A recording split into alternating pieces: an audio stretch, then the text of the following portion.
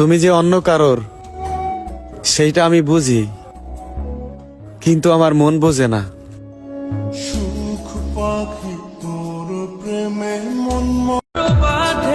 করবো না আর কান্নাকাটি, করবো না আর অভিমান, কারণ তুমি তো এখন খুবই ভালো আছো, আমি তো বেঈমান।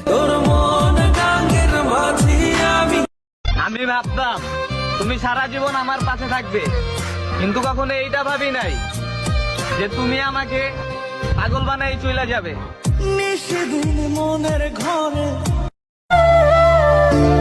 খুব সাহস করে একটা স্বপ্ন দেখছিলাম, কখনো ভাবি নাই স্বপ্নটা নিমিষেই শেষ হয়ে যাবে।